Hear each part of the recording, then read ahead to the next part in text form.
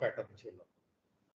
সেটার জন্য আমরা হ্যামিল্টনিয়ান কিভাবে বের করতে হয় মডেলের মাধ্যমে, হতে পারে নিয়ারেস্ট নেইবার, সেটার মাধ্যমে কিভাবে বের করে সেটা আমরা দেখলাম। তারপরে 2 atoms per unit cell হতে পারে, এটা one chain of atom, তাহলে 2 atom per unit cell হবে।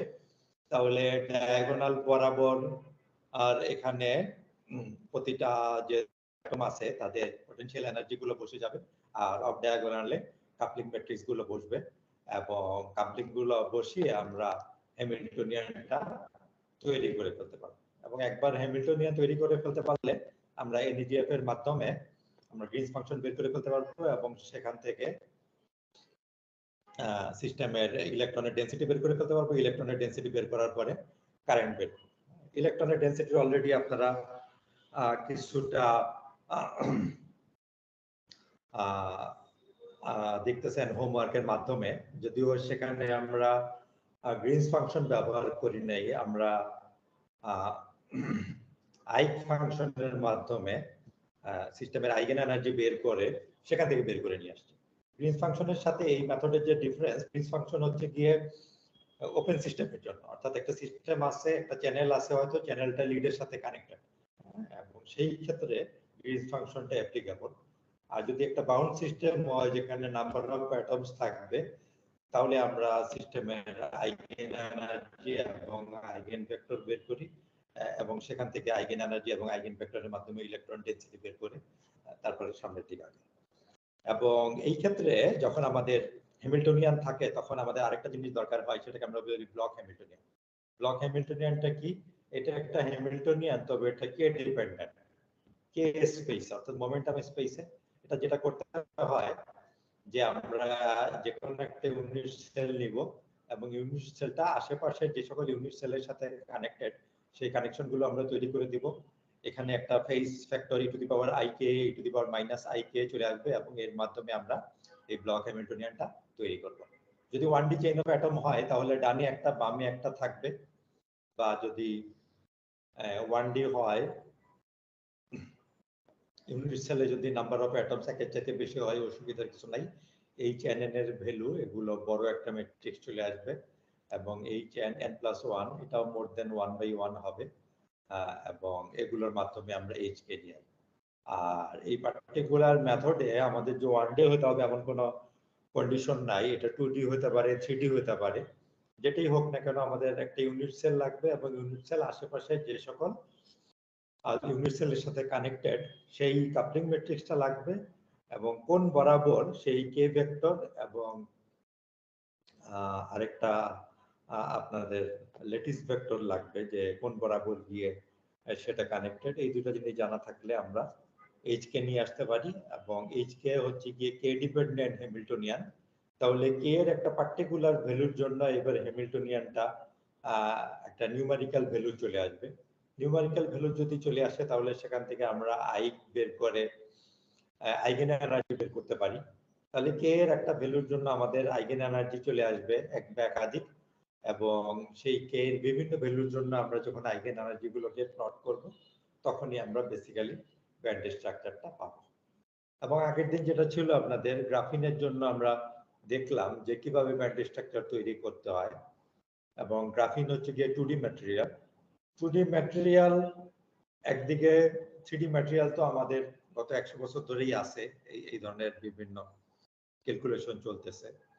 আর তারপরে 2D ম্যাটেরিয়াল গত 10 বা 15 বছর ধরে আসলো, এবং 2D ম্যাটেরিয়াল যে আগে সিনথেসাইজ করা যায় তো মানুষ সেটা নিয়েও কনফিউজ ছিল, কারণ 2D ম্যাটেরিয়াল একটা শীট, যে আইডিয়াটা ছিল একটা শীট হয়তো স্টেবল হবে না থার্মালি, দেখা যাবে যে সেটার মধ্যে রিঙ্কল তৈরি হবে বা এই ধরনের কিছু। পরে দেখা গেল না, যে সেটা স্টেবল হচ্ছে, রিঙ্কল ছাড়াই হচ্ছে, এবং তার মাধ্যমে পসিবলি আমরা ডিভাইস তৈরি করতে পারি, ট্রানজিস্টর তৈরি করতে পারি। একদিকে যেমন 2D ম্যাটেরিয়াল সিনথেসাইজ করা হতে পারে কষ্ট, যেহেতু একটা লেয়ার আমরা নিচ্ছি, কিন্তু সিমুলেশনের দিক থেকে আবার 2D ম্যাটেরিয়াল এক সেন্সে ইজিয়ার, কারণ 2D ম্যাটেরিয়ালের মধ্যে নাম্বার অফ অ্যাটমস কম, যেহেতু একটা ডাইমেনশন মিসিং, কাজে নাম্বার অফ অ্যাটম যেহেতু কম সেহেতু আমাদের যে ম্যাট্রিক্সের সাইজ হবে সেটাও লিমিটেড হবে, কাজে নিউমারিক্যালি আমাদের জন্য সেটা আবার হ্যান্ডেল করা সহজ হয়ে যাচ্ছে। এবং গ্রাফিনে এই ধরনের কোর্সে গ্রাফিন ম্যাটেরিয়াল নিয়ে আলোচনা হয়, কারণ এটা একদিকে একটা 2D ম্যাটেরিয়াল, আবার নতুন ম্যাটেরিয়াল, আবার এটা এক্সোটিক প্রপার্টি আছে এবং রিজনেবলি সিম্পল। খুব হ্যামিল্টনিয়ানটাকে আমরা রিজনেবলি সিম্পল, অর্থাৎ হ্যামিল্টনিয়ান যদি নিয়ারেস্ট নেইবার হয়, যে আমাদের অ্যাজাম্পশন যে একটা অ্যাটম কেবলমাত্র তার পাশের অ্যাটমের সাথে কানেক্টেড, হ্যাঁ, এই সিম্পল অ্যাজাম্পশনের মাধ্যমে আমরা এমন একটা হ্যামিল্টনিয়ান নিয়ে আসতে পারি যে হ্যামিল্টনিয়ানের মাধ্যমে আমরা যে ব্যান্ড স্ট্রাকচারটা ড্র করব সেটা দেখা যাবে যে আরো জটিল পদ্ধতি যেমন ডেনসিটি ফাংশনাল থিওরি হতে পারে, ওগুলো হয়তো আরো কারেক্ট, কিন্তু ওই থিওরিটা যে ব্যান্ড স্ট্রাকচারটা দিবে এখানে সিম্পল টাইট বাইন্ডিং মডেল দেখা যাবে যে সে একই ব্যান্ড স্ট্রাকচার দিচ্ছে। তাহলে এই জন্য আমরা এই ম্যাটেরিয়াল নিয়ে সাধারণত এই ধরনের কম্পিটিশনাল কোর্সে আলোচনা হয়। তাহলে গ্রাফিনের ক্ষেত্রেও আমরা আগের দিন দেখে আসছি, যদি বাল্ক গ্রাফিন হয়, কারণ আমরা যেটা বলতেছি ম্যাটেরিয়ালটা বাল্ক হতে পারে আবার ন্যানো রিবন হতে পারে। আমরা তো 2D ম্যাটেরিয়াল এখন আছি, 2D ম্যাটেরিয়ালটা বাই ডেফিনেশন 2D, অর্থাৎ এটা এক্স ডাইমেনশন এবং ওয়াই ডাইমেনশন আছে, এটা জেড ডাইমেনশন বা জেড ডাইরেকশন নাই, এবং এক্স ডাইরেকশন এবং ওয়াই ডাইরেকশনে সে ইনফিনিটি পর্যন্ত চলে গেছে। এটা আমাদের আইডিয়া। আমরা যখন বলি বাল্ক ম্যাটেরিয়াল, যে বাল্ক আছে সে এক্স বরাবর এবং ওয়াই বরাবর ইনফিনিটি পর্যন্ত চলে গেছে। যে কোনো ম্যাটেরিয়াল যখন পাবো আমরা, আমাদের প্রথম কাজ হবে যে সেখানে ইউনিট সেলটা বের করা। হ্যাঁ, বাল্ক হলেও সেখানে ইউনিট সেল বের করা। ইউনিট সেলের ডেফিনিশন কি? যেটা স্মলেস্ট স্ট্রাকচার, যেটা রিপিটেশনের মাধ্যমে আমরা ফুল ল্যাটিসটা পেতে পারি, যেটা স্মলেস্ট স্ট্রাকচার হতে হবে। এখন গ্রাফিনের ক্ষেত্রে দেখা যায়, এটা ক্লোজলি খেয়াল করলে, যে বাল্ক গ্রাফিনের ক্ষেত্রে ইউনিট সেলে দুইটা অ্যাটম থাকে, যে এখানে পার্টিকুলার যে দুইটা অ্যাটম দেখানো হচ্ছে, এই দুইটা অ্যাটম থাকে, এবং এটার রিপিটেশনের মাধ্যমে আমরা ফুল ল্যাটিসটা তৈরি করতে পারি। এখন দুটা জিনিস আমাদের বলতে হবে এই ক্ষেত্রে। একটা হচ্ছে গিয়ে ইউনিট সেলটা কি, আর একটা হচ্ছে গিয়ে ল্যাটিস ভেক্টরটা কি। ল্যাটিস ভেক্টর মানে হচ্ছে যেটার রিপিটেশনের মাধ্যমে আমরা ল্যাটিসটাকে তৈরি করব। তাহলে ইউনিট সেলটা হলো, ল্যাটিস ভেক্টরটা বলে দেওয়া হচ্ছে A1 আর A2। কাজে A1 যদি জানি, তাহলে এই ইউনিট সেলের সাথে এই A1টা যোগ করলে আমরা এখানে চলে আসব, আবার ইউনিট সেলের সাথে A2 যোগ করলে এখানে চলে আসবো, ইউনিট সেলের সাথে -A1 যোগ করলে এখানে চলে আসবো, -A2 যোগ করলে এখানে চলে আসবো। তাহলে আমরা চারটা পেয়ে গেলাম। ফুল ল্যাটিসটা কিন্তু পাইনি। আমরা যদি এখানে চলে আসি, সেখান থেকে যদি আবার -A2 করি তাহলে এখানে চলে আসবো। আবার এখানে আছে, এখান থেকে যদি -A1 করি তাহলে আমরা আবার এই দিকে চলে আসবো। এইভাবে A1 A2 বা টুয়াইস A1 A2 বা twice A1 plus twice A2 বা -A1 -A2, এইভাবে বিভিন্নভাবে ল্যাটিস ভেক্টরটাকে নিয়ে এবং তার লিনিয়ার কম্বিনেশনের মাধ্যমে আমরা পুরো স্ট্রাকচারটাকে তৈরি করে ফেলতে পারবো। এবং ব্লক হ্যামিল্টনিয়ানের জন্য যেটা করতে হবে, ইউনিট সেল নিব এবং ইউনিট সেলগুলো যে সকল ল্যাটিস ভেক্টরের মাধ্যমে অন্য ইউনিট সেলের সাথে কানেক্টেড, সেগুলো আমাদের নিতে হবে। যেখানে ইউনিট সেলটা চারটা ইউনিট সেলের চারটা ল্যাটিস ভেক্টরের মাধ্যমে চারটা আবার আশেপাশের ইউনিট সেলের সাথে কানেক্টেড। কাজে এখানে আমরা কাপলিং ম্যাট্রিক্স গুলো দিয়ে দিব এবং এখানে e⁻i_a.k চলে আসবে। এটার আইডিয়া হচ্ছে যে ফেজের আইডিয়াটা, যেহেতু আমরা এখানে ছিলাম আর পাশে চলে গেলাম, এবং যেহেতু আমাদের ওয়েভ নেচার, কাজে ওয়েভ নেচারটা একটা পার্টিকুলার ডিস্টেন্সে, এই ডিস্টেন্সে a.k পরিমাণ ফেজ চেঞ্জ হবে। কে হচ্ছে twice pi by lambda, per unit ডিস্টেন্সে কি পরিমাণ ফেজ চেঞ্জ হয়। কাজেই যেহেতু আমাদের ডিস্টেন্স এখন A1 চলে আসতেছে, কাজে কি পরিমাণ ফেজ চেঞ্জ হবে সেটা চলে আসবে। এবং শ্রোডিঞ্জার ইকুয়েশন যেহেতু, সেহেতু এখানে ফেজটা আবার কমপ্লেক্স থাকে, সেই জন্য আই চলে আসতেছে। কাজে এইভাবে আমরা একটা ইউনিট সেল নিয়ে নিলাম এবং আশেপাশে চারটার মাধ্যমে কানেক্টেড, কাজে আমরা এইচ কে তৈরি করে ফেলতে পারবো। এখন এটা আপনাদের জন্য এই কোর্সে দরকার, কেননা এই হ্যামিল্টনিয়ান বের করা এবং ব্যান্ড স্ট্রাকচার বের করা এটা কোর্সের একটা বড় অংশ। এবং 4 নম্বর হোমওয়ার্কে এই জিনিসই আছে যে বাল্ক গ্রাফিনের ক্ষেত্রে ব্যান্ড স্ট্রাকচারটা তৈরি করতে হবে। কাজে আপনাদের উদ্দেশ্য হবে যে প্রথমে এইচকেটা তৈরি করে ফেলা, এবং যেহেতু এগুলো 2x2 আছে বেসিক্যালি, যদি আমাদের 5টা ম্যাট্রিক্স যোগ হচ্ছে, যোগ হওয়ার পরে আলটিমেটলি এটাও কিন্তু 2x2 চলে আসবে, তবে এটা কে ডিপেন্ডেন্ট হয়ে যাবে। এর একটা পার্টিকুলার ভ্যালু থাকবে নিউমারিক্যালি, কারণ এটা একটা পার্টিকুলার ম্যাটেরিয়াল, কাজে A1 A2 এটা তো পার্টিকুলার ম্যাটেরিয়াল, যেহেতু গ্রাফিন, কাজে আমরা তো জানবো যে এখানে একটা অ্যাটম থেকে আরেকটা অ্যাটম বা একটা ইউনিট সেল থেকে আরেকটা ইউনিট সেল কত দূরত্বে আছে এবং কোন ডাইরেকশনে আছে, কাজে এটা চলে আসবে। আর এটা তো একটা ভেরিয়েবল, হ্যাঁ, কে হচ্ছে গিয়ে ভেরিয়েবল, কাজে কে এর বিভিন্ন ভ্যালু আমাদের বসাইতে হবে। কে এর বিভিন্ন ভ্যালু বসায় আমরা যে দুটি জানা আছে এবং অ্যাপসিলন জানা আছে, বেসিক্যালি কে এর বিভিন্ন ভ্যালুর জন্য আমরা একটা 2x2 ম্যাট্রিক্স পেয়ে যাব, যেটা কমপ্লিটলি নো। এখানে একটা ভ্যালু, এখানে ভ্যালু, চারটা ভ্যালু বসে আছে। তাহলে আমাদের যে কোনো যদি একটা 2x2 ম্যাট্রিক্স থাকে, এরপরে আমাদের কাজ হচ্ছে আইগেন এনার্জি বের করা, আইগেন ভেক্টর বের করা, যেটা আমরা অ্যানালিটিক্যালিও বের করতে পারি। আর যদি অ্যানালিটিক্যালি বের করা ঝামেলা হয়, তাহলে আমরা নিউমারিক্যালি বের করতে পারি। তাহলে যে কোনো কে এর জন্য আমাদের দুইটা ভ্যালু চলে আসবে, আইগেন ভ্যালু। আবার আরেকটা কে এর জন্য আমরা দুইটা আইগেন ভ্যালু পাবো, কাজে এগুলো আমরা প্লট করব। প্লট করলে আমরা জাস্ট দুইটা ব্যান্ড স্ট্রাকচার পেয়ে যাব। এবং দুইটা ব্যান্ড পাওয়ার কারণ কি, এখানে পার ইউনিট সেলে দুইটা অ্যাটম আছে, এই কারণে আমরা দুইটা ব্যান্ড পেয়ে যাচ্ছি। এবং এটাই বেসিক্যালি হচ্ছে কি আমাদের ব্যান্ড স্ট্রাকচার। আর এই গ্রাফিনের ক্ষেত্রে আমরা দুই ভাবে করতেছি। একটা হচ্ছে কি আমরা অ্যানালিটিক্যালি বের করতেছি, যেহেতু আমাদের হ্যামিল্টনিয়ানটা খুব ছোট।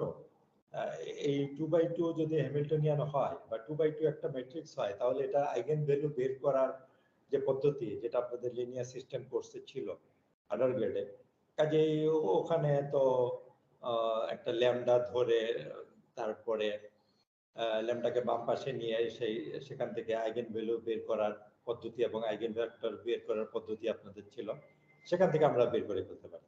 এবং সেখান থেকে যেটা হবে যে সরাসরি আমরা একটা আইগেন এনার্জি বের করে ফেলতে পারবো, এবং আইগেন এনার্জি দেখা যাবে kx এবং ky এর উপরে ডিপেন্ডেন্ট।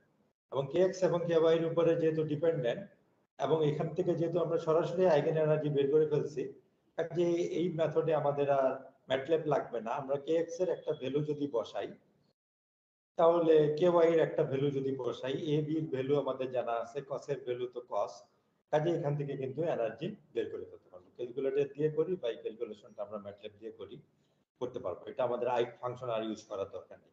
কাজে কে এর ভ্যালুর জন্য আমরা কিন্তু এনার্জি বের করে ফেলতে পারবো, x এবং ky এর ভ্যালুর জন্য। এবং যেটা বললাম যে আমাদের যেহেতু সিস্টেমটা 2D, কাজে এখন এটার ব্যান্ড স্ট্রাকচারের মধ্যেও kx এবং ky থাকবে, এবং আরেকটা ডাইমেনশন বরাবর এনার্জি থাকবে, কাজে ব্যান্ড স্ট্রাকচারটা 3D চলে আসবে। আমাদের যদি সিস্টেমটা 1D হয়, তাহলে ব্যান্ড স্ট্রাকচার 2D হবে, একটা ডাইমেনশনে কে থাকবে আর একটা ডাইমেনশনে এনার্জি থাকবে। সিস্টেম যদি 2D হয়, তাহলে ব্যান্ড স্ট্রাকচার 3D হয়ে যাবে, একটা ডাইমেনশনে kx থাকবে আর একটা ডাইমেনশনে ky থাকবে, আর থার্ড ডাইমেনশনে এনার্জি চলে আসবে। এবং যেহেতু তিনটা ডাইমেনশন, কাজেই এই যে প্লটটা পাওয়া যাবে, এটা বেসিক্যালি একটা সারফেস প্লট থাকবে। আর যদি আমাদের সিস্টেম 3D হয়, তাহলে ব্যান্ড স্ট্রাকচার আবার 4D চলে আসবে। 4D জিনিসকে তো আমরা প্লট করতে পারবো না, অর্থাৎ kx ky এবং kz এর একটা ভ্যালুর জন্য একটা পার্টিকুলার এনার্জি পাওয়া যাবে, আবার kx ky kz এর ভ্যালুর জন্য আরেকটা এনার্জি করতে হবে। তাহলে সেটা আমাদের বুদ্ধি করে প্লট করতে হবে, বা সেখান থেকে আমাদের ক্রস সেকশন নিতে হবে, বা কালার কোডিং এর মাধ্যমে হয়তো আমরা ব্যান্ড স্ট্রাকচারটা প্লট করতে পারবো। আর এখানে যেহেতু আবার পার্টিকুলার আমরা নিউমারিক্যালি দেখে আসলাম, এখন এই নিউমারিক্যালের মধ্যেও আমরা ইচ্ছে হলে kx বা ky কে একটা ভ্যালু বসাই দিলে, এখানে যেমন kx এর ভ্যালু বসানো হয়েছে, যে kx এর ভ্যালু cos kx এর ভ্যালু 1 বসানো হয়েছে, কাজে দেখা যাবে যে এনার্জিটা কেবলমাত্র ky এর ফাংশন হয়ে যাবে। তাহলে এনার্জিটা যদি ky এর ফাংশন হয়, বেসিক্যালি এখন আমরা আবার 2D প্লট পাবো, অর্থাৎ k কে ভেরি করব এবং এনার্জি পাবো। তখন দেখা যাবে যে এই ধরনের একটা প্লট চলে আসবে, এবং এই ধরনের প্লটের ky is equal to twice pi by 3b যে পয়েন্ট আছে, এই পয়েন্টে দেখা যাবে যে ব্যান্ড স্ট্রাকচারটা এই ধরনের চলে আসবে। এবং এটাকে যদি আমরা একটা জায়গায় আমরা জুম ইন করি, তাহলে দেখবো যে এখানে ব্যান্ড স্ট্রাকচারটা লিনিয়ার হয়ে যাবে, অর্থাৎ ky ভেরি করার সাথে সাথে এনার্জি লিনিয়ারলি ভেরি করবে। এবং এই যে পার্টিকুলার ব্যান্ড স্ট্রাকচার, যেখানে k ভেরি করার সাথে সাথে এনার্জি লিনিয়ারলি ভেরি করতেছে, এটা কিন্তু কমন না। এটা শুধুমাত্র গ্রাফিনের ক্ষেত্রে দেখা গেল, যেটা 3-4-এর দিকে বিজ্ঞানীরা বের করলো, তখন ওটা নিয়ে যে এক্সাইটমেন্ট তৈরি হলো যে ব্যান্ডের স্ট্রাকচার তো লিনিয়ার চলে আসতেছে, এবং লিনিয়ার যেহেতু দেখা যাচ্ছে যে এটা ফোটনের মতো কাজ করতেছে। আবার ফোটন আবার মাসলেস আমরা জানি, কাজেই ফোটন যেহেতু মাসলেস, কাজেই এই জন্য গ্রাফিনের মধ্যে যে ইলেকট্রন গুলো আছে সেগুলোকে বলা হচ্ছে যে মাসলেস ফার্মিয়ন। ইলেকট্রনটা একটা ফার্মিয়ন আমরা জানি, এটা ফোটনের মতো কাজ করতেছে, সেই জন্য বলা হচ্ছে মাসলেস। আবার এটা ডাইরেক্ট বলা হচ্ছে কারণ 1930-এর দিকে ডাইরেক্ট একটা ইকুয়েশন দিয়ে দিয়েছিল, দেখা যাচ্ছে যে ইলেকট্রন গুলো গ্রাফিনের মধ্যে সেই ইকুয়েশনটাকে ফলো করতেছে, সেই জন্য একে ডাইরেক্ট মাসলেস ডাইরেক্ট ফার্মিয়ন বলা হচ্ছে। এখন সেই ক্ষেত্রে আপনাদের একটা ডেরাইভেশন আছে, ডেরাইভেশনটা হচ্ছে কি আমরা ফার্মি ভেলোসিটিটা বের করি। এখন এটা হচ্ছে গিয়ে ইলেকট্রনের ভেলোসিটি কত। এখন এখানে আমাদের বুঝতে হবে যে ইলেকট্রনটাকে পার্টিকেল নেচারও হতে পারে, ওয়েভ নেচারও হতে পারে। জেনারেলি আমাদের পার্টিকেল নেচার আছে, যেটা আমাদের পার্টিকেল পিকচার এবং নিউটনিয়ান মেকানিক্স এবং ফিজিক্যাল টু ও এমএ আমাদের যে পিকচারটা, যেটা বেসিক্যালি আমাদের ড্রিপ ডিফিউশন ইকুয়েশন।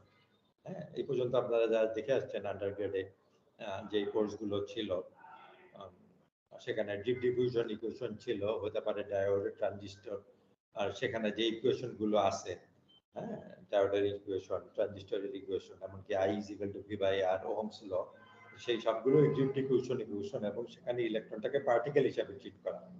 সেখানেও ইলেকট্রনের একটা ভেলোসিটি আছে, সেটা হচ্ছে কি ড্রিপ ভেলোসিটি। ইলেকট্রনটা একটা ইলেকট্রিক ফিল্ড দিলে, ইলেকট্রিক ফিল্ড মানে একটা ফোর্স আছে, তাহলে ইলেকট্রনটা যে ভেলোসিটিটা ফিল করতেছে সেটা হচ্ছে গিয়ে ড্রিপ ভেলোসিটি।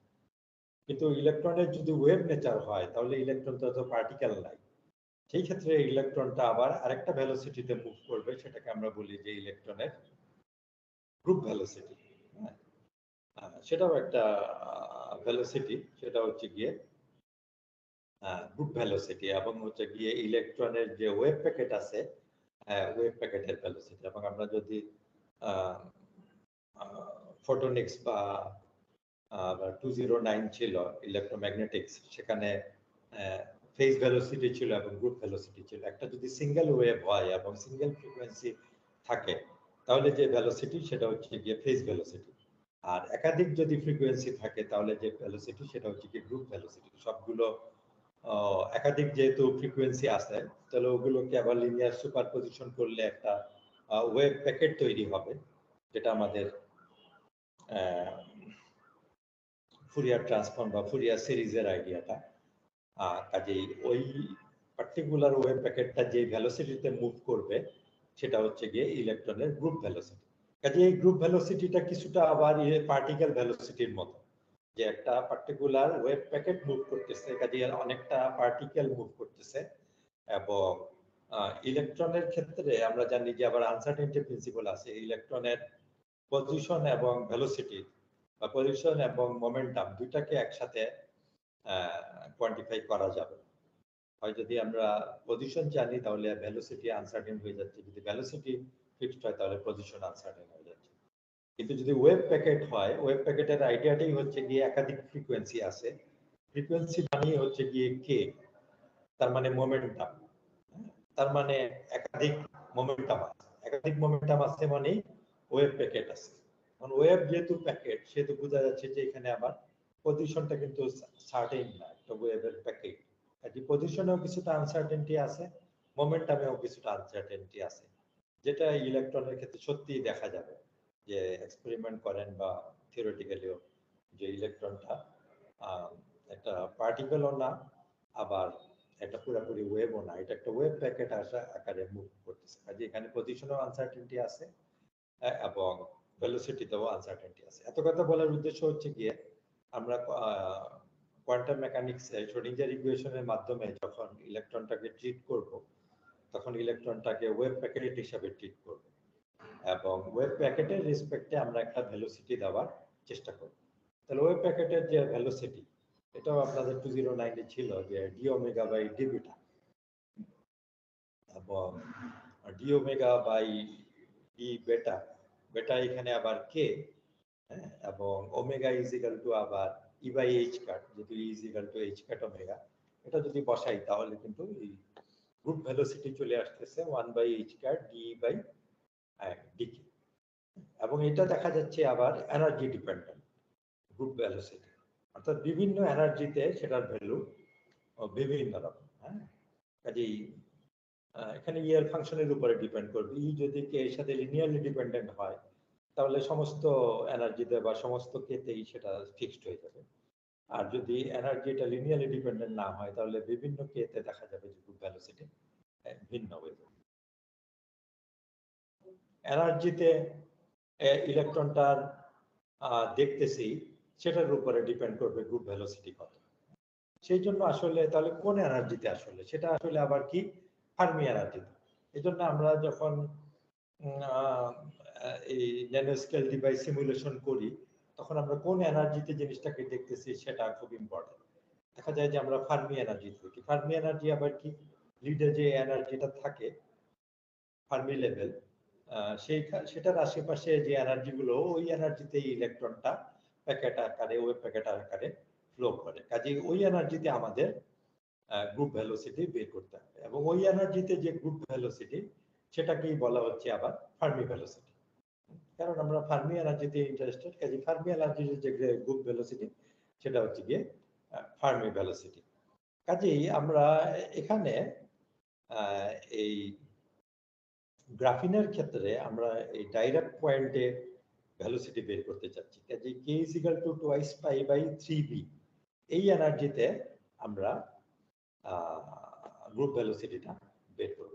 কাজে আমরা এই রিলেশনশিপটা দেখলাম, E is equal to plus minus t 1 plus 2 cos k y into cos k y b, এটা চলে আসবে। তাহলে আমাদের কি করতে হবে, আমাদের ডি বাই ডি কে করতে হবে, আমাদের এই স্লোপটা নিতে হবে। কাজে আমরা যেহেতু রিলেশনশিপটা জানি এখন আমরা স্লোপ বের করে ফেলতে পারবো। তাহলে স্লোপ বের করলে চলে আসবে এটা, এবং শুধু তাই না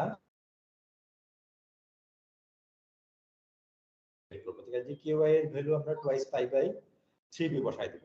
তাহলে কিউআই এর ভ্যালু যদি বসাই দেই তারপরে সাইনের ভ্যালু বসাই দিলে আমাদের √3/2 চলে আসবে, এবং এখানে বি থাকবে।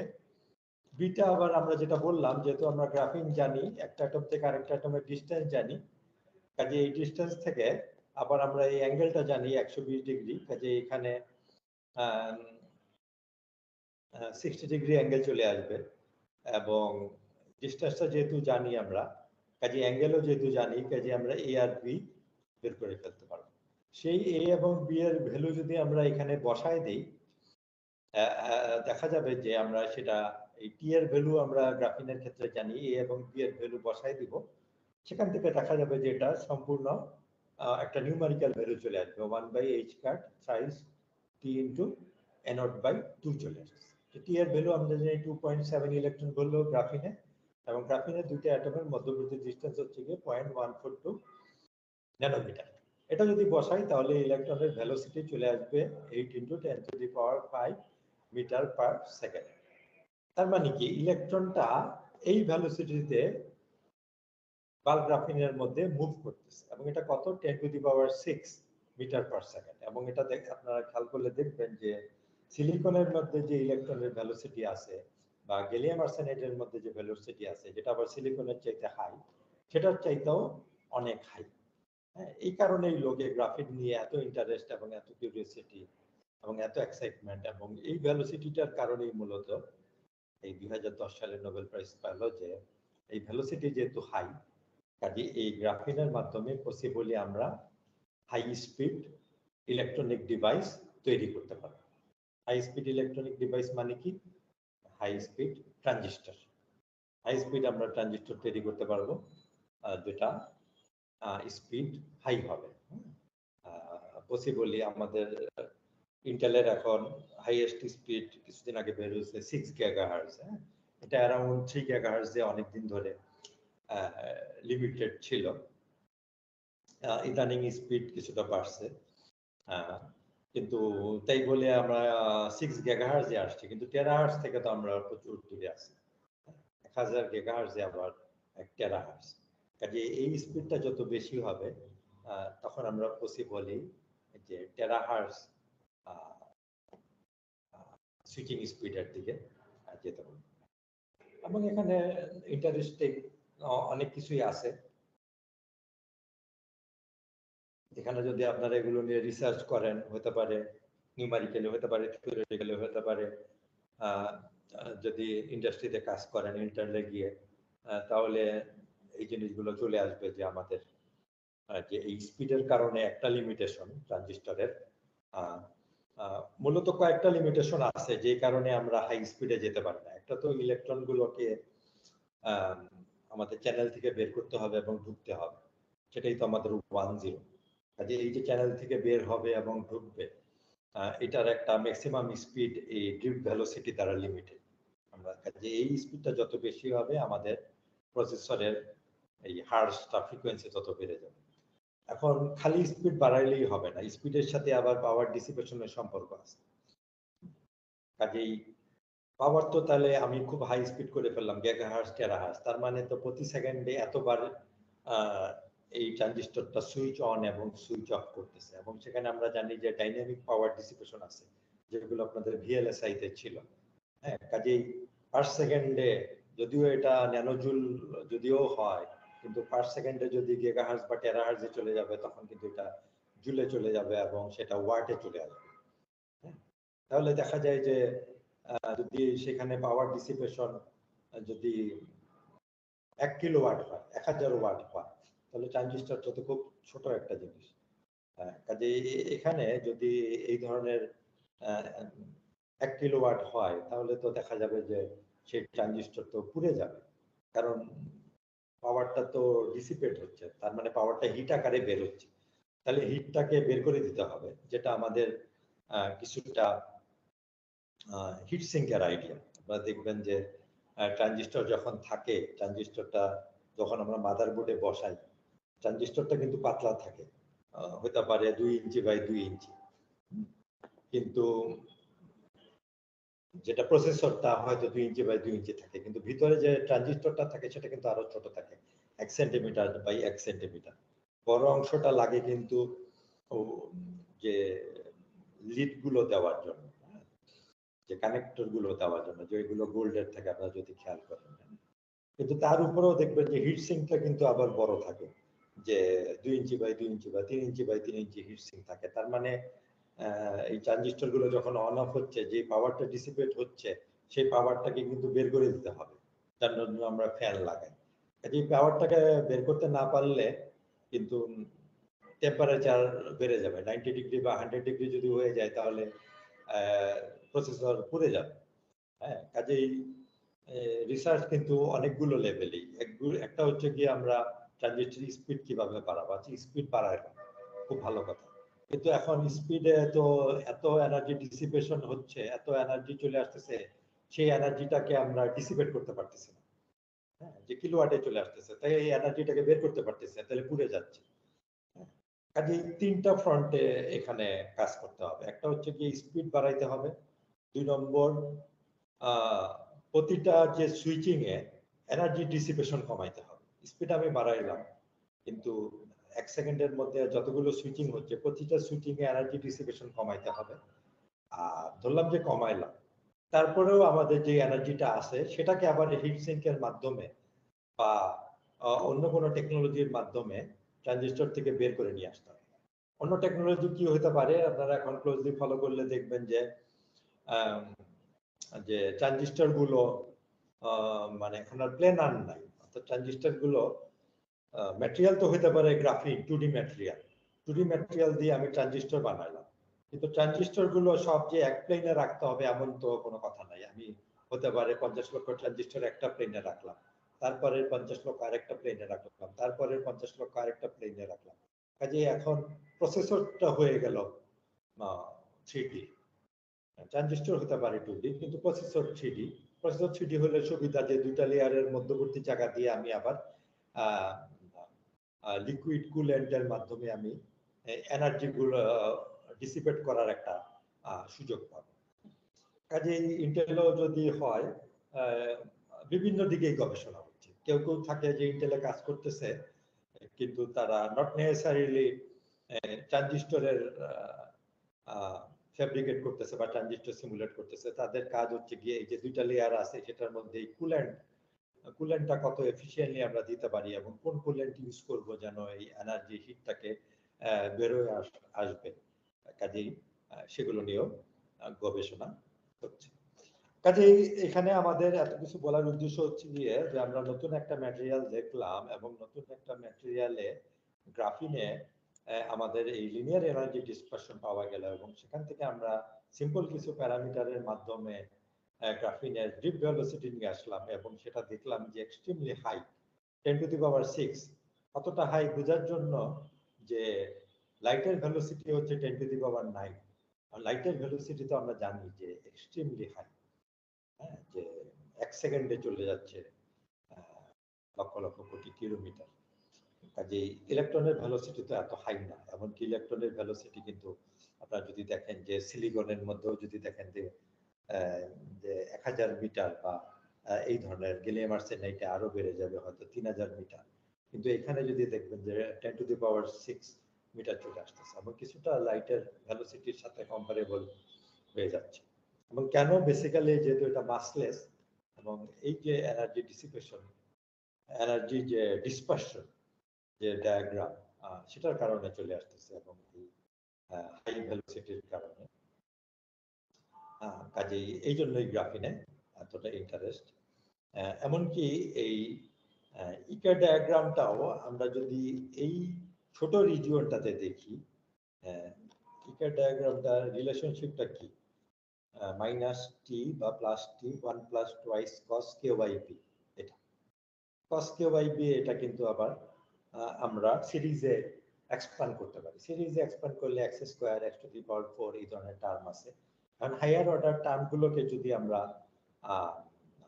নেগলেক্ট করি, কস যেহেতু basically x, x to the power cube, x to the power 5 আছে, কাজেই হায়ার অর্ডার টার্মগুলোকে যদি আমরা নেগলেক্ট করি তাহলে দেখা যাবে যে এই ধরনের চলে আসবে। এবং এটা যদি আপনারা খেয়াল করেন যে ই এর সাথে যে কে এর relationship y is equal to mx ফর্মে আছে, এটা তো ভেরিয়েবল, এটা লিনিয়ারলি ডিপেন্ডেন্ট।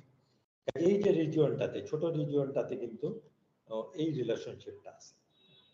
ক্লোজলি খেয়াল করলে দেখবেন যে y is equal to mx plus c আছে।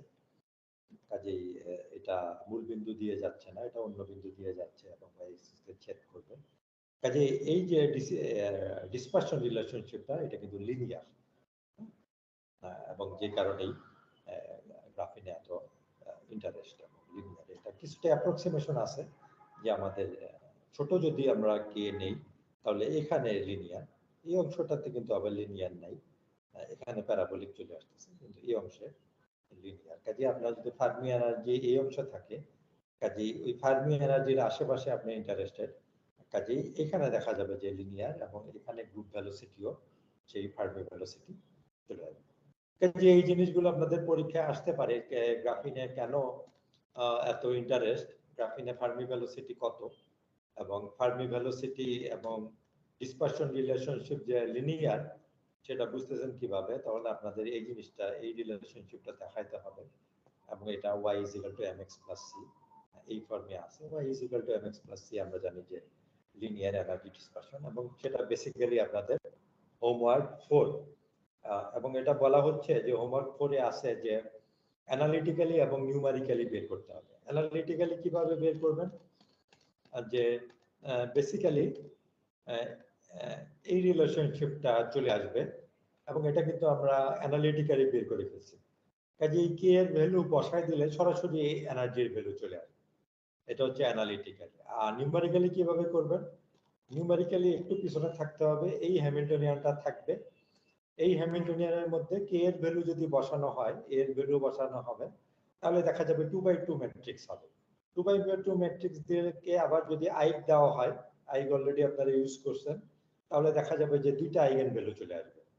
হ্যাঁ, কাজে ওই দুইটা আইগেন ভ্যালুকে আপনারা যদি কে এক্স এবং কে ওয়াই এর জন্য আবার প্লট করেন, তাহলে সারফেস প্লট চলে আসবে এবং সেখান থেকে বেসিক্যালি আপনাদের এই ব্যান্ড স্ট্রাকচারটা চলে আসবে, অর্থাৎ এটা 3D প্লট চলে আসবে এবং সেখান থেকে সারফেস প্লটটা চলে আসবে। আমি যে কথাগুলো বলতেছি এগুলো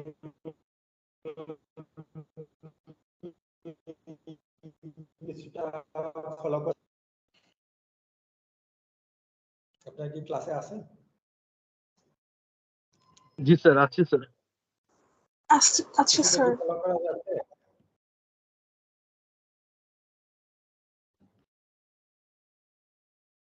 দীপ্রপাল ফলো কি করা যাচ্ছে? জি স্যার, মোটামুটি স্যার বুঝতে পারছি স্যার। তাহলে হোমওয়ার্ক করতে স্যার মোটামুটি স্যার বুঝতে পারছি স্যার। আর স্যার যে ফাইনালের প্রশ্ন যা থাকবে স্যার বললেন স্যার, মোটামুটি স্যার নোট ডাউন করছি স্যার। হ্যাঁ, কাজেই ওই জিনিসগুলো আপনাদের করতে হবে। এখানে আমি গতবারের কোনো হোমওয়ার্ক দেখাতে পারি। স্যার আচ্ছা, আমাদের ফাইনাল এক্সামটা কবে হবে? 21 তারিখ আর 7 দিন, 28 তারিখে হবে। আচ্ছা ঠিক আছে স্যার। হ্যাঁ, 28শে মার্চ। আপনাদের পরীক্ষা শুরু কবে? 18 তারিখ থেকে। স্যার 19 তারিখ থেকে শুনছিলাম স্যার। আচ্ছা, 21 তারিখে একটা মঙ্গলবার পরে 28 তারিখে হবে। 28 তারিখে 2টা থেকে 4টা পর্যন্ত। এখানে মোটামুটি বুঝে আসতে চেষ্টা করবেন, আর এটা তো যেহেতু ওপেন বুক হবে কাজেই মোটামুটি দেখে লিখতে পারবেন। এখন ক্লাসে স্টুডেন্ট তো 4 জন। এখন জয় শর্মা তো আমার স্টুডেন্ট, সে এগুলো কিছুটা ধারণা আছে। দীপ্রপাল আমার ধারণা কিছু কিছু বুঝতে পারতেছেন, বাকি 2 জন আসলে কিছু ফলো করতে পারতেছেন কিনা আমি শিওর না। আর আমি যদি বুঝি যে আপনারা কিছু বুঝতে পারেন নাই, তাহলে আমার ফেল করানো ছাড়া কোনো উপায় থাকবে না। এবং 2-একটা কোশ্চেন থাকবে যেটার মাধ্যমে আমি সহজেই বুঝে ফেলবো যে আপনারা আদৌ কিছু বুঝতে পারতেছেন কিনা। কাজে যদি কিছু বুঝতে না পারেন সেই ক্ষেত্রে ফেল করাই দিতে হবে, আমার কিছু করার নেই। কারণ এটা তো স্ট্যান্ডার্ড কোর্স এবং এই কোর্সে আপনি পাস করতেছেন মানে আপনার এখানে একটা মিনিমাম নলেজ আছে, এটা এক্সপেক্টেড। হ্যাঁ, কোনো কোশ্চেন আছে? না স্যার। আচ্ছা, কাজেই বুঝতে হবে, না বুঝলে এই কোর্সে পাস করানোর কোনো উপায় নেই। এখনো যতটুকু সময় আছে, যদি আপনাদের মুখস্থ করার কিছু নাই, কাজে ক্লাস নোটটা দেখে অন্তত আমি যে কথাগুলো বলতেছি সেগুলো মাথার মধ্যে রাখতে হবে। আর এর মধ্যে কোনো কোশ্চেন থাকলে আমার সাথে আলাপ করতে পারেন, অসুবিধা নেই। কিন্তু না বুঝলে কোর্সে পাস করা যাবে না।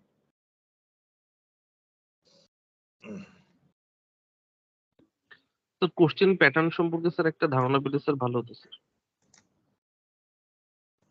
এই যে বললাম যে গ্রাফিনে ফার্মি ভেলোসিটি বের করেন, আমি একটা নতুন একটা ম্যাটেরিয়াল দিলাম, নতুন ম্যাটেরিয়ালে আমি টি দিয়ে দিলাম, nearest neighbour hopping, self energy দিয়ে দিলাম, বললাম যে হ্যামিল্টনিয়ানটা বের করেন। হ্যাঁ, যদি ছোট সিস্টেম হয় তাহলে সেখান থেকে আইগেন এনার্জি, আইগেন ভেক্টর বের করেন, এই ধরনের থাকবে।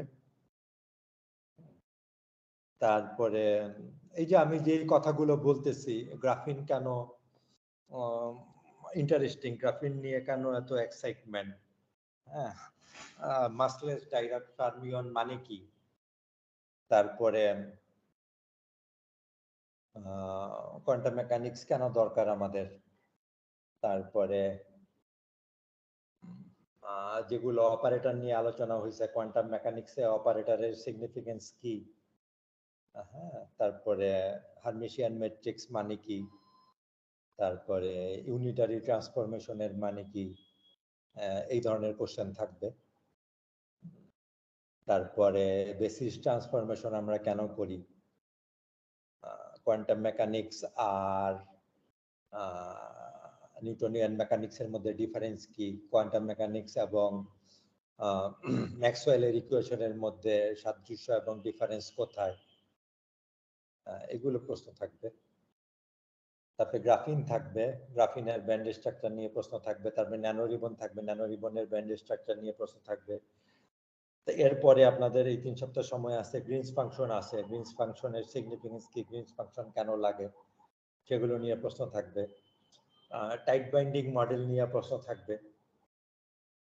তারপরে ডেনসিটি ফাংশনাল থিওরি নিয়ে আমরা বেশি আলোচনা করি নাই, কিন্তু ডেনসিটি ফাংশনাল থিওরিতে কি সুবিধা এবং টাইট বাইন্ডিং মডেলে কি সুবিধা এবং দুইটার অ্যাডভান্টেজ ডিসঅ্যাডভান্টেজ কি, হ্যাঁ, কোনটার স্ট্রং পয়েন্ট কি, ডেনসিটি ফাংশনাল থিওরির স্ট্রং পয়েন্ট কি আর টাইম বাইন্ডিং মডেলের স্ট্রং পয়েন্ট কি, আবার দুইটারই কিছু উইকনেস আছে, সেই উইকনেস গুলো কি, সেগুলো নিয়ে কোশ্চেন থাকবে।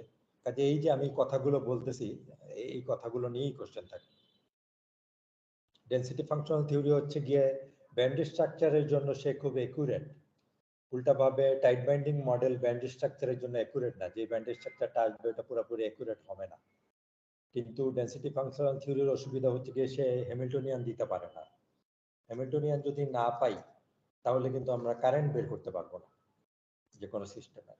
টাইট বাইন্ডিং মডেল আবার আমাদের হ্যামিল্টনিয়ানটা দিতে পারে এবং এটা ম্যাথমেটিক্যালি স্ট্রং এবং সেখান থেকে আমরা সরাসরি কারেন্ট বের করে ফেলতে পারি। কাজেই এই দুটার সুবিধা অসুবিধা এই জিনিসগুলো আপনাদের মাথায় রাখতে হবে। এবং ডেনসিটি ফাংশনাল থিওরি থেকে কিভাবে আমরা টাইট বাইন্ডিং মডেলের হ্যামিল্টনিয়ানটা পাইতে পারি ব্যান্ড স্ট্রাকচার থেকে কার্ভ ফিটিং এর মাধ্যমে, এই জিনিসগুলো কোশ্চেন থাকবে এবং এই জিনিসগুলো মাথায় রাখতে হবে আপনাদের।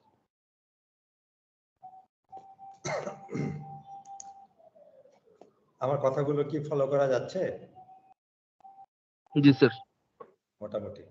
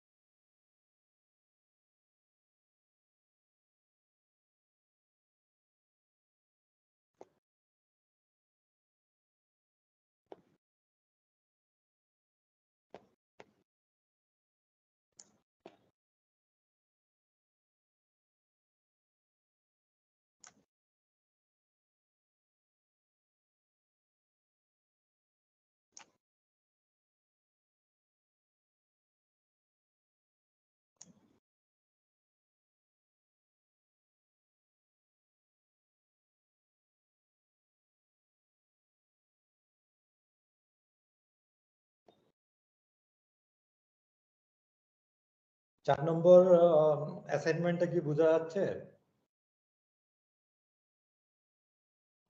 জি স্যার। 4 নম্বর অ্যাসাইনমেন্টটা কি বোঝা যাচ্ছে? 4 নম্বর অ্যাসাইনমেন্টটা কি দেখছিলেন আপনারা? জি স্যার, কোশ্চেনটা দেখছি স্যার। আজকে তো স্যার কিছু ব্রিফ করলেন স্যার, ওগুলো স্যার নোট ডাউন করছি স্যার। কাজে 4 নম্বরে কিন্তু কার্ভটা 3D হবে, তার মানে একটা সারফেস থাকবে আর কি। এবং সারফেস থেকে আবার যদি ক্রস সেকশন নেওয়া হয় তখন আমরা একটা 2D কার্ভ পাবো, যেখানে আবার লিনিয়ার এনার্জি ডিসপারশনটা থাকবে। এখন গতবারের অ্যাসাইনমেন্ট আমি রেজাল্টটা দেখাতে চাইতেছিলাম, এগুলো খুঁজে পাওয়া যাচ্ছে না।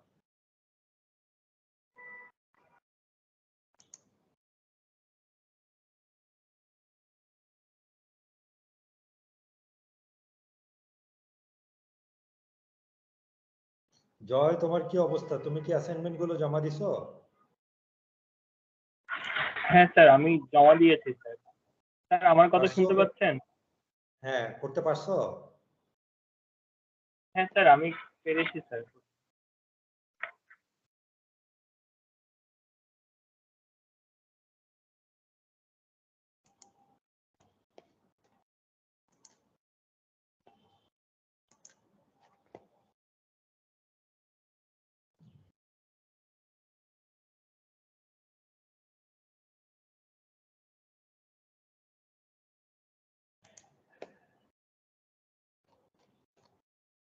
আচ্ছা, একটু সামনের দিকে আমরা আগাই। আমাদের তো কিছুটা হলেও এগুলো শেষ করে সামনের দিকে আগাইতে হবে।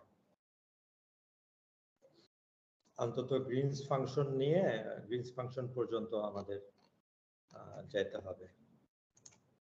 একটা ক্লাস আছে, আরো 2টা ক্লাস আছে।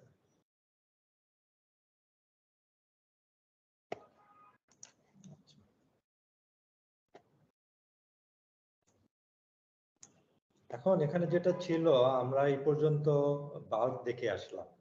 হ্যাঁ, 2D ম্যাটেরিয়াল আমরা বলতেছি, কিন্তু বাল্ক দেখে আসছি। বাল্ক মানে সে এক্স ডাইরেকশন এবং ওয়াই ডাইরেকশনে ইনফিনিটি পর্যন্ত চলে গেছে। এখন জিনিসটা যে বাল্ক হতে হবে এমন কোনো কথা নাই। এটা যে কোনো একটা ডাইরেকশনে রেস্ট্রিক্টেড হতে পারে বা কনস্ট্রিক্টেড হতে পারে। অর্থাৎ এক্স এবং ওয়াই বরাবর সে ইনফিনিটি চলে গেছে, এক্স এবং ওয়াই। এক্স বরাবর আমি তাকে ইনফিনিটিতে নিয়ে গেলাম, কিন্তু এখন বললাম যে ওয়াই বরাবর তার আর ইনফিনিটি পর্যন্ত সে যাচ্ছে না। ওয়াই বরাবর তার একটা পার্টিকুলার উইডথ আছে, জেড তো তার নাই যেহেতু 2D ম্যাটেরিয়াল। ওয়াই বরাবর এবার তার একটা আমি উইডথ দিয়ে দিলাম, হতে পারে 1 ন্যানোমিটার, 2 ন্যানোমিটার, 5 ন্যানোমিটার। তাহলে যেটা হলো, তাহলে এই ধরনের একটা রিবন তৈরি হয়ে গেল, একটা 2D ম্যাটেরিয়াল, কিন্তু এক্স বরাবর সে ইনফিনিটি পর্যন্ত চলে গেছে, ওয়াই বরাবর সে একটা লিমিটেড হয়ে গেছে। তাহলে যে জিনিসটাকে পাওয়া যায় সেটাকে বলা হয় রিবন।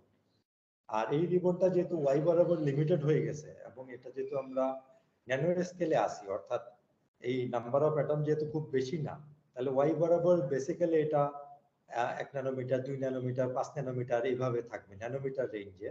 এই জন্য এটাকে বলতেছি আমরা ন্যানো রিবন। মাইক্রো রিবনও হতে পারে, তাহলে ন্যানো রিবন। তাহলে ন্যানো রিবন এক বরাবর ইনফিনিটি চলে গেল, আরেক বরাবর আমাদের লিমিটেড ন্যানো রিবন। এখন যেটা হইতেছে যে এক্সপেরিমেন্টাল এই জিনিসটা টাফ, যে যে এখন আবার এত ছোট ডাইমেনশন, হ্যাঁ, ন্যানোমিটার রেঞ্জে এগুলো কাটা বা সিনথেসাইজ করা খুবই টাফ। কিন্তু কম্পিটিশনালি আবার এটা সুবিধা, কারণ বুঝতে পারতেছেন যে নাম্বার অফ অ্যাটম কমে যেতেছে। এটা অনেকটা 1Dর মতো হয়ে যাচ্ছে। 1D আমাদের জন্য তো একেবারে অনেকটা সহজ। কাজেই কম্পিটিশনাল এই জিনিসটা সহজ হয়ে আসতেছে। এমনকি 2D সিস্টেমটাকে আমরা অনেকটা কোয়াসি 1D বলা হয়, কারণ একটা ডাইমেনশনেই সে এখন আসলে ইনফিনিটি পর্যন্ত চলে গেছে, আর অন্য ডাইমেনশনে লিমিটেড। 1Dর আইডিয়াটাই এমন যে একটা ডাইমেনশনে সে ইনফিনিটি পর্যন্ত যাবে। এবং ইনফিনিটির কথাটা আমরা এই জন্যই বলি যে ইনফিনিটি পর্যন্ত একটা ডাইমেনশনে না নিলে আসলে আমরা ব্যান্ড স্ট্রাকচার প্লট করতে পারি না।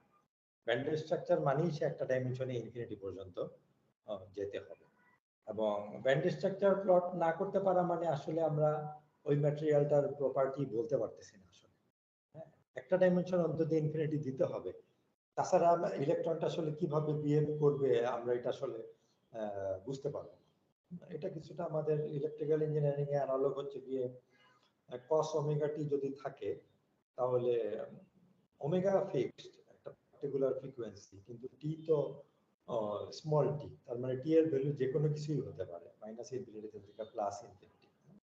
যে একটা ওয়েভ কিন্তু সেটা ইনফিনিটি পর্যন্ত চলে গেছে, এবং সেই ক্ষেত্রেই কিন্তু আমরা তখন এটা ফ্রিকোয়েন্সি ডোমেইনে গেলে একটা স্পাইক দিই, যে সে একটা ফ্রিকোয়েন্সি প্রেজেন্ট আছে, প্রোভাইডেড এটা যদি ইনফিনিটি পর্যন্ত চলে যায়। ইনফিনিটি পর্যন্ত যদি না যায়, তখন কিন্তু আবার যদি টাইম ডোমেনেও যদি সিগন্যালটা রেস্ট্রিক্টেড হয়ে যায়, তখন কিন্তু আবার ফ্রিকোয়েন্সি ডোমেনেও দেখা যাবে যে ওটার মধ্যে অনেকগুলো ফ্রিকোয়েন্সি চলে আসতেছে, যেটা আমাদের ফুরিয়ার ট্রান্সফর্ম বা ফুরিয়ার সিরিজের আইডিয়াটা।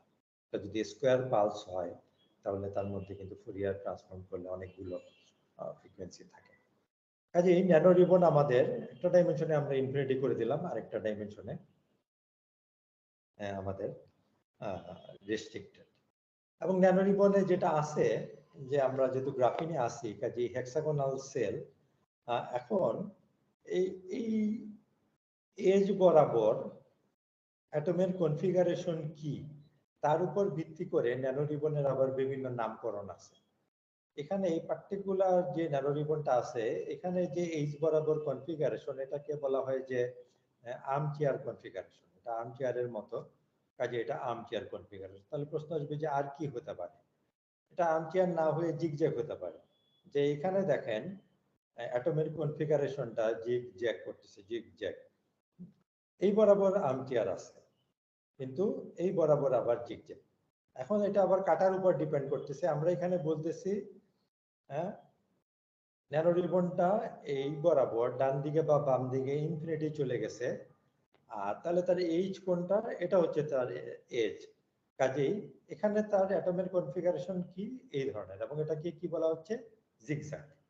এই ন্যানো রিবনটাকে যদি আমরা ঘুরাই ফেলি, যেটা বেসিক্যালি এটা, সেই ক্ষেত্রে দেখা যাবে কি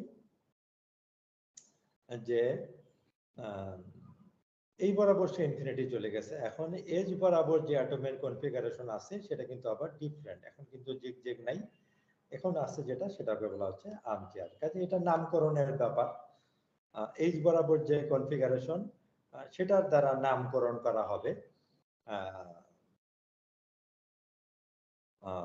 যে এটা কি ধরনের ন্যানো রিবন। এবং আপনারা যদি আরো ক্লোজলি খেয়াল করেন, তাদের একজন হয়তো ন্যানো ইলেকট্রনিক্সে পিএইচডি করতেছেন, কাজেই সেখানে দেখবেন যে আপনাদের ন্যানো টিউব আছে, কার্বন ন্যানো টিউব। এটা তো খুব একটা কমন টার্ম, যে যারা ইলেকট্রনিক্সে কাজ করে বা এই ধরনের যে কার্বন ন্যানো টিউব, যেটা অ্যারাউন্ড 1990 এর দশকে ওই সময় আসলো। কার্বন ন্যানো টিউব 2000 সালে খুব ক্রেজ তৈরি হলো যে কার্বন ন্যানো টিউব, এবং মানুষজন বলল যে এখান থেকে চাঁদ পর্যন্ত নিয়ে যাবে একটা টিউব, সেটা হচ্ছে গিয়ে কার্বনের ন্যানো টিউব। এবং ওটার প্রমিস ছিল যে সেটা মেকানিক্যাল প্রপার্টি খুব ভালো, সেটা মেকানিক্যাল স্ট্রেংথ খুব ভালো, যে টানলেও সেটা ভেঙে যায় না। বেসিক্যালি যে মেকানিক্যাল স্ট্রেংথ খুব বেশি, ওই সময় ক্রেজ তৈরি হলো। এখন ন্যানো টিউবটা হচ্ছে গিয়ে ন্যানো রিবনেরই একটু ডিফারেন্ট সংস্করণ। ন্যানো রিবনকে আমরা যদি পেঁচাই ফেলি, এভাবে যদি পেঁচাই ফেলি, তাহলে এবং একটা অংশকে যদি আরেকটা অংশের সাথে কানেক্ট করে দেই, তাহলে আমরা যেটা বেসিক্যালি পাবো সেটাই হচ্ছে গিয়ে ন্যানো টিউব। কাজেই ন্যানো টিউব নিয়েও আলোচনা হতে পারে বা রিসার্চ হতে পারে। ন্যানো টিউব বলার উদ্দেশ্য হচ্ছে গিয়ে যে এই যে আমরা হ্যামিল্টনিয়ান দেখতেছি, আপনি তো বাল্কের জন্য তৈরি করলেন, এখন আমরা দেখলাম যে আমরা ন্যানো রিবনের জন্য তৈরি করব। ন্যানো রিবন তৈরি করলে এটাকে সামান্য একটু চেঞ্জ করে আমরা কিন্তু ন্যানো টিউব বানাই ফেলতে পারি, কারণ আমরা নাম্বারিং গুলো দিব, এবং ন্যানো টিউবে যেটা হবে যে এন্ড গুলো কানেক্টেড। এবং আপনারা যদি কোর্সটা করে থাকেন, খেয়াল করলে বুঝতে পারবেন যে এখন আমাদের পিরিয়ডিক বাউন্ডারি কন্ডিশন ইউজ করতে হবে। যে এখন ন্যানো টিউবে যেটা হবে যে দেখা যাবে যে 1 নম্বর অ্যাটম আর n নম্বর অ্যাটম একই হয়ে যাবে, যে ঘুরে আসে আবার একই জিনিস পাচ্ছে। কাজে আমরা যদি 1 নম্বর অ্যাটম এবং এই 10 নম্বর অ্যাটমের মধ্যে একটা কাপলিং দিয়ে দিই, তাহলে বেসিক্যালি ন্যানো রিবনটা ন্যানো টিউবে কনভার্টেড হয়ে যাবে। এবং সেই ক্ষেত্রে আমরা সহজেই আইক যদি দেই, তাহলে কিন্তু আমরা সেই ন্যানো টিউবের ব্যান্ড স্ট্রাকচার তৈরি করে ফেলতে পারবো, এবং হ্যামিল্টনিয়ান দিয়ে আমরা ন্যানো টিউবের কারেন্ট বের করে ফেলতে পারবো। কাজেই এই হ্যামিল্টনিয়ান এবং বেসিক্যালি গ্রিনস ফাংশন, এটা খুব পাওয়ারফুল একটা টুল। খুব কয়েকটা স্টেপের মাধ্যমেই এখানে আপনি কারেন্ট বের করে ফেলতে পারেন, এবং খুব সহজেই প্রোডাক্টিভ হওয়া যায়, এবং সেখান থেকে পেপার লেখা যায়। তাহলে এখন আমরা ন্যানো রিবনে আসি বেসিক্যালি। তাহলে ন্যানো রিবনে যেটা করতে হবে যে আমাদের আগের বারের মতো ইউনিট সেলকে বের করতে হবে, এবং ইউনিট সেল বের করার পরে ব্যান্ড স্ট্রাকচার ড্র করতে হবে। তাহলে এখানে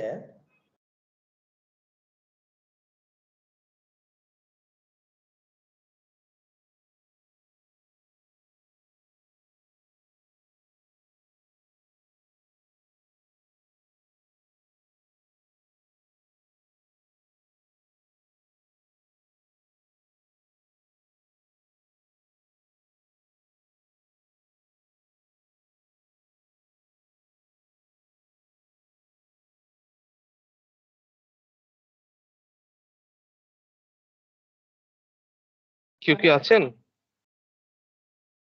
হ্যাঁ আছে কারণ এখানে স্যার, আমাদের কি কিছুটা প্রব আবার বুঝতে পারছেন? তা আমি ভাবছিলাম আমারটাতে সমস্যা হলো কিনা। কাজেই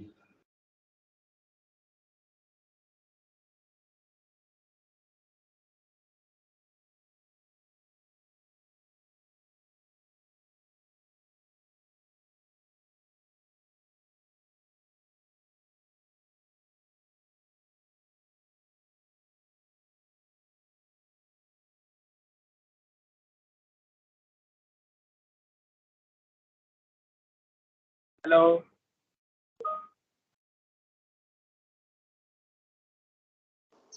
স্যার মনে হয় ডিসকানেক্টেড হয়ে গেছে। মেবি।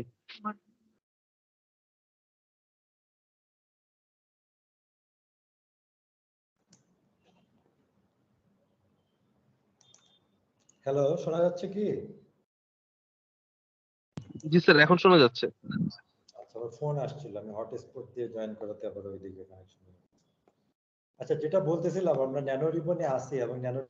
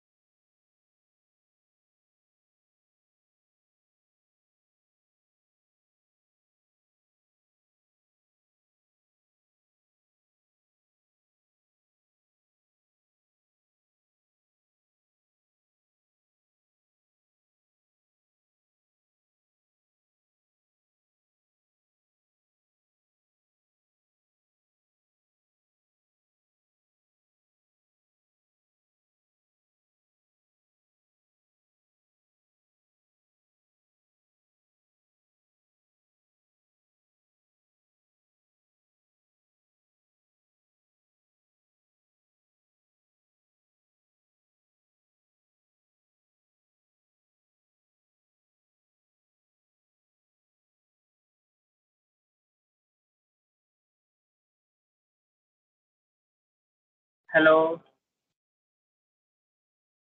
হ্যালো। হ্যাঁ, ও স্যার মনে হয় ডিসকানেক্টেড হয়ে গেছে। আমি হ্যাঁ, আমাদের নেট প্রবলেম হচ্ছে নাকি আমার এখানে? আমিও তো একটু আগে এটাই ভাবছিলাম যে আবার নেটে কিছু হলো নাকি। হ্যালো, শোনা যাচ্ছে কি? জি স্যার, এবার ঠিক আছে স্যার। আচ্ছা, ডিসকানেক্টেড। হ্যাঁ, এখন আমরা যেটা বলতেছিলাম এটা armchair graphene nanoribbon, AGNR armchair graphene nanoribbon, এবং 5 বলার উদ্দেশ্য হচ্ছে গিয়ে এখানে 5টা অ্যাটম আছে উইড বরাবর, 7টা থাকতে পারে বা স্মলেস্ট কেসে 3টা থাকতে পারে। কাজে এভাবে বিভিন্ন নামকরণ আছে। এখন এখানে যে এই যে এজিএনআর আছে এবং 5 এজিএনআর বলা হচ্ছে, এখানে number of atoms per unit cell কত বলতে পারবেন?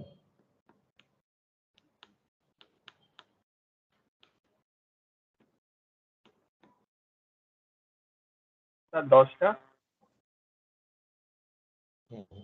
10টাই হতে হবে, কারণ ব্যাপারটা যেটা হচ্ছে আপনারা খেয়াল করে বুঝবেন এখানে আমরা ইউনিট সেলটা এভাবে ড্র করা আছে এবং এটার রিপিটেশনের মাধ্যমে আমরা কিন্তু ফুল স্ট্রাকচারটাকে পাই। এখানে কতগুলো জিনিসই দেখার আছে। যে প্রথমে মনে হতে পারে যে এটাকে ইউনিট সেল আমরা দেই না কেন, 1 2 3 4 5 5টাকে। খেয়াল করলে দেখবেন যে এটাকে দিয়ে ঠিক হবে না, কারণ এটাকে যদি আমরা রিপিট করি তাহলে কিন্তু ঠিক এই জিনিসটা পাচ্ছি না। এটা আবার আহ, আহ, এটাকে আবার মিরর ইমেজ নেওয়া লাগতেছে। হ্যাঁ, কাজে ওটা কিন্তু হচ্ছে না। কাজে মিনিমাম যেটা নেওয়া লাগতেছে এটা, এটাকে যদি আমরা রিপিট করি তাহলে এটা পাওয়া যাচ্ছে। আবার এটা যদি রিপিট করতে চাই মনে হতে পারে যে তাহলে মাঝখানের অংশটার কি হলো। আর একটু ক্লোজলি খেয়াল করে দেখবেন যে মাঝখানে আসলে কিছু বাদ পড়তেছে না। অ্যাটম গুলো কিন্তু এখানে আছে 1 2 3 4 5 6 7 8 9 10। আবার এটা 11 নম্বর 12 নম্বর 13 নম্বর অ্যাটম। মাঝখানে কিন্তু কিছু নাই, এখানে বর্ণ মাঝখানে। কাজে এই 10টা অ্যাটমকে আমরা যদি পাশে আবার নেই তাহলেই কিন্তু আমরা ফুল লেটিসটা বানাই ফেলতে পারতেছি। এবং আপনারা আরো ক্লোজলি খেয়াল করলে বুঝবেন যে এটা কিছুটা কিন্তু 1D চেইন অফ অ্যাটমের মতো কাজ করতেছে। এবং 1D এর আইডিয়াটা কি, আমাদের একটা ডাইমেনশনে যেতে হবে। তার মানে আমরা যদি মাঝখানেরটা চিন্তা করি তাহলে একবার ডাইনে যাব আরেকবার বামে যাব এবং এই ইউনিট সেলটা বলবো এবং এই দুইটা ল্যাটিস ভেক্টর বলে দিব বা একটা ল্যাটিস ভেক্টর বলে দিব যেটা হচ্ছে গিয়ে এ, তাহলে একবার প্লাস এ তে যাব, একবার মাইনাস এ তে যাব। হ্যাঁ, 1D যেহেতু কাজেই বেসিক্যালি একটাই এনাফ, কারণ সে অন্য কোনো ভাবে যেতে পারবে না, তাকে হয় ডাইনে যেতে হবে বা বামে যেতে হবে। কাজে এ বললে একবার প্লাসে একবার মাইনাসে, কাজে ইউনিট সেল এবং যদি আমি এ বলে দিই তাহলে কিন্তু আপনি বাসায় বসে বসে ড্র করেন, আমি বাসায় বসে বসে ড্র করি, আমরা কেউ কাউকে চিনি না, একই জিনিস ড্র করবো বেসিক্যালি। এবং ইউনিট সেল এবং ল্যাটিস ভেক্টরের আইডিয়াটা সেটাই, যে দুইজনে একই কনক্লুশনে পৌঁছবে যে মিনিমাম স্ট্রাকচারের মাধ্যমে। এবং আরেকটু মজার হচ্ছে গিয়ে যদিও আমরা ন্যানো রিবনে আসি, ন্যানো রিবনটা কিন্তু ছোট, বাল্ক কিন্তু 2 ডাইমেনশনে ইনফিনিট পর্যন্ত চলে গেছে, এখানে দুই দিকে ইনফিনিট পর্যন্ত চলে গেছে। বাল্কে কিন্তু ইউনিট সেলটা কিন্তু ছোট, ন্যানো রিবনটা উইডথে ছোট, ডাইমেনশনে ছোট, কিন্তু ইউনিট সেলটা কিন্তু আবার বড়। ইউনিট সেলের মধ্যে 10টা অ্যাটম। আবার যদি 9 আর্মচেয়ার হয় তাহলে ইউনিট সেলের মধ্যে দেখা যাবে যে 18টা অ্যাটম চলে আসবে, 7 হলে 14টা অ্যাটম চলে আসবে। কাজে ইউনিট সেলটা কিন্তু আবার বড় হয়ে যাচ্ছে। কাজে তাই হবে যে বেসিক্যালি বাল্ক ইউনিট সেলটা ছোট হবে, ন্যানো রিবন ইউনিট সেলটা বড় হবে। এবং এটা অনেকটা এক্সপেক্টেড, কেননা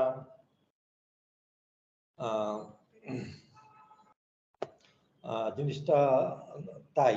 এবং পরবর্তীটাতে আরেকটু বোঝা যাবে যে আসলে ব্যান্ডের স্ট্রাকচারটা যদি আমরা চিন্তা করি তাহলে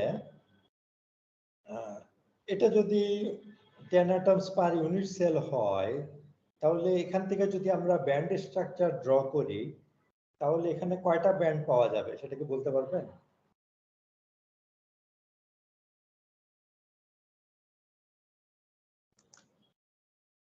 আমাদের বাল্ক গ্রাফিনে 2 অ্যাটমস পার ইউনিট সেল ছিল এবং ব্লক হ্যামিল্টনিয়ানটা 2/2 ছিল, এবং এখান থেকে ব্যান্ড স্ট্রাকচার যখন প্লট করলাম দুইটা ব্যান্ড চলে আসছে, একটা ব্যালেন্স ব্যান্ড একটা কন্ডাকশন ব্যান্ড। সেই একই কনক্লুশনে এখানে 10টা অ্যাটম আছে, তার মানে হ্যামিল্টনিয়ানটা 10/10 চলে আসবে। হ্যামিল্টনিয়ানটা যদি 10/10 হয় সেটাকে যদি আমরা আই দেই তাহলে 10টা এনার্জি পাওয়া যাবে, অর্থাৎ একটা কেতে 10টা এনার্জি পাওয়া যাবে।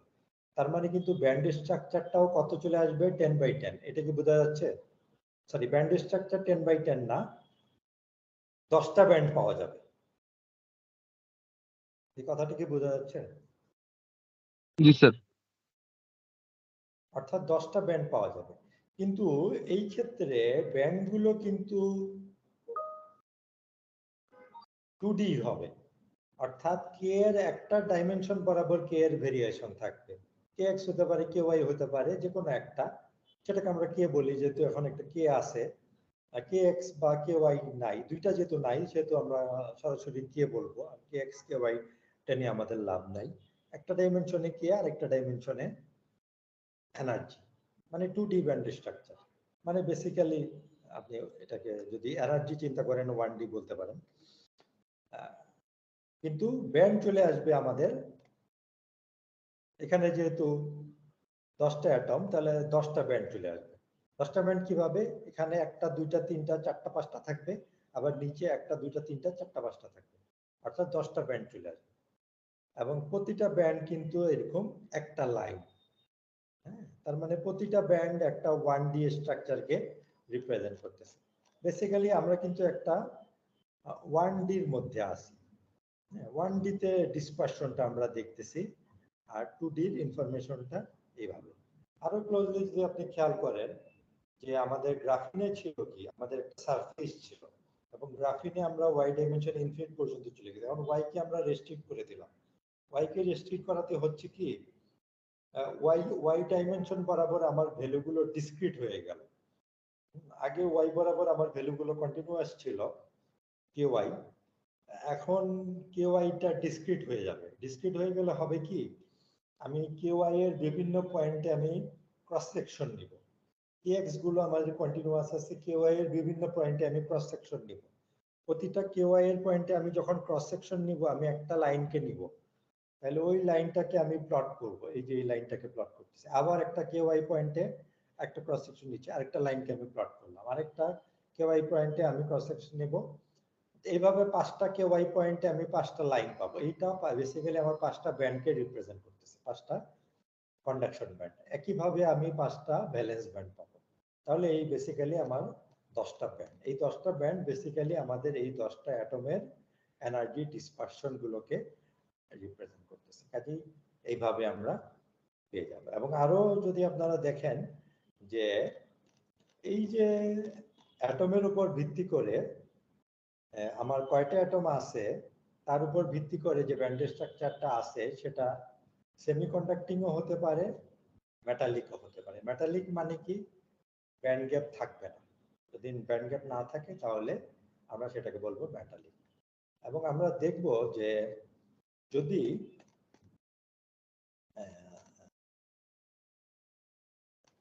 এই যে নাম্বার অফ অ্যাটমস, এটা যদি থ্রাইস এন প্লাস 2 হয়, অর্থাৎ n এর ভ্যালু ধরলাম স্মলেস্ট কেসে 1, তাহলে 3 আর 2 5, এবং এখানে এই রিলেশনশিপে বলা হচ্ছে n অড নাম্বার হতে হবে, তাহলে পরবর্তী n হবে গিয়ে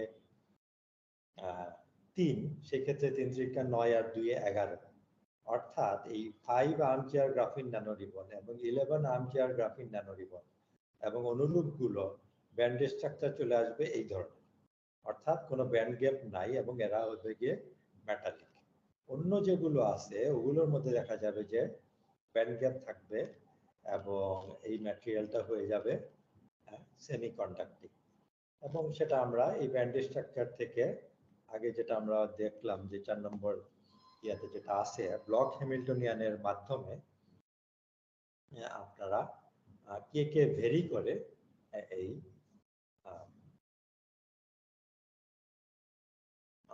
এখান থেকে বেসিক্যালি ব্যান্ড স্ট্রাকচারটা নিয়ে আসতে পারবেন। অর্থাৎ বেসিক্যালি যেটা হবে আপনাদের একটা হ্যামিল্টনিয়ান আসবে যেটা 10/10 হবে, যেটা কে ডিপেন্ডেন্ট হবে। এবার কে এর একটা ভ্যালু বসাবেন, কে এর একটা ভ্যালু বসালে আপনাদের একটা ম্যাট্রিক্স পাওয়া যাবে যেটাও 10/10, কিন্তু এটা টোটালি নিউমারিক্যাল, ভ্যালুগুলো বসে থাকবে, কোনো ভেরিয়েবল নাই, নিউমারিক্যাল ভ্যালু বসে আছে। নিউমারিক্যাল ভ্যালু যখন বসে আছে আমি ম্যাটল্যাবে আইক দিলে এবার কিন্তু একটা ম্যাট্রিক্স চলে আসবে যেটা 10/10, 10টা আইগেন এনার্জি চলে আসবে।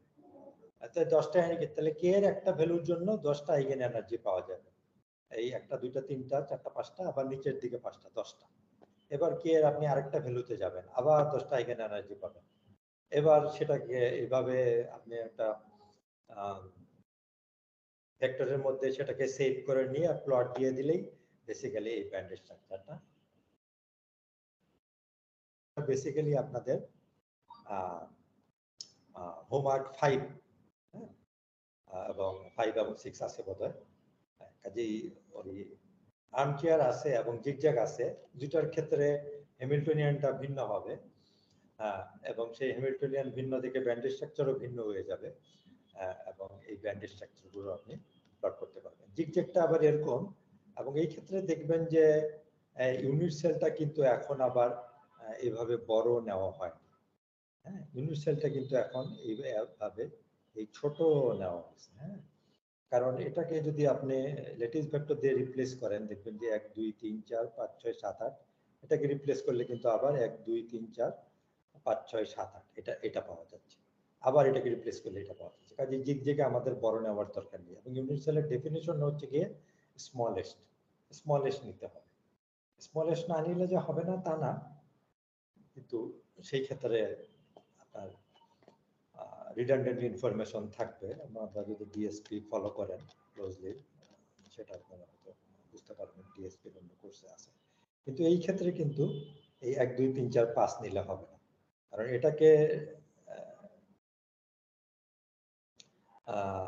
ভেক্টোরিয়ালি যদি আপনি এই ডানে চলে আসেন তাহলে কিন্তু এই এই পাঁচটা পাবেন না, দেখেন যে এটা কিন্তু ডিফারেন্ট ওয়েতে আছে। কিন্তু এখানে যদি আপনি রিপ্লেস করেন বা ডিসপ্লেস করেন তাহলে এখানে কিন্তু এটা হুবহু মিলে যাবে। এটাকে এ ভেক্টর দ্বারা ডিসপ্লেস করলে এখানে সুন্দর এই জিনিসটা চলে আসবে। আবার টোয়াইস এ দ্বারা ডিসপ্লেস করলে এইভাবে চলে আসবে, মাইনাস এ দ্বারা ডিসপ্লেস করলে পাশে চলে আসবে। সেহেতু আমাদের আর বড় দরকার নেই, আমরা এইটাকে ডিসপ্লেস করেই পেয়ে যাচ্ছি এবং এটা মিনিমাম, এর নিচে গেলে আবার হবে না। কাজে জিগজ্যাগে এটা করতে হবে এবং এভাবে ব্যান্ড স্ট্রাকচার করতে হবে এবং আপনাদের করতে হবে। কাজেই এইভাবে মোটামুটি আপনারা কিন্তু পরবর্তী দুটা যে হোমওয়ার্ক আছে এই দুটাও করতে পারবেন।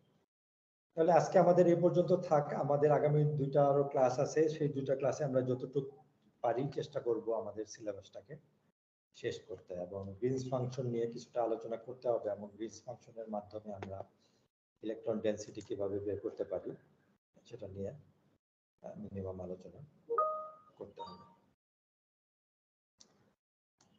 কাজে এই পর্যন্ত থাকলো।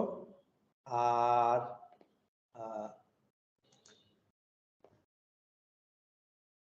এখানে তাদের ক্লাসের এখানে মাঝখানে অবশ্য ডিসকানেক্টেড হয়ে গেছিল, এখন দ্বিতীয় অংশটা তো রেকর্ড করা হয় নাই, প্রথম অংশটা আপনাদের জেনারেলে চলে আসবে ভিডিওটা, কাজেই সেটা আপনারা ডাউনলোড করে নিয়ে পরবর্তীতে দেখতে পারবেন। ভিডিওটা বোধহয় 2 সপ্তাহের মধ্যে আপনাদের ডাউনলোড করে নিতে। হ্যাঁ, নেক্সট ক্লাস তো আমাদের অফলাইনও হবে তাই না স্যার? হ্যাঁ, আচ্ছা ঠিক আছে। মঙ্গলবারে আরেকটার সময় হবে। ঠিক আছে, তাহলে আজকে এই পর্যন্তই, তাহলে নেক্সট ক্লাস হবে আমাদের। ওকে ওকে স্যার।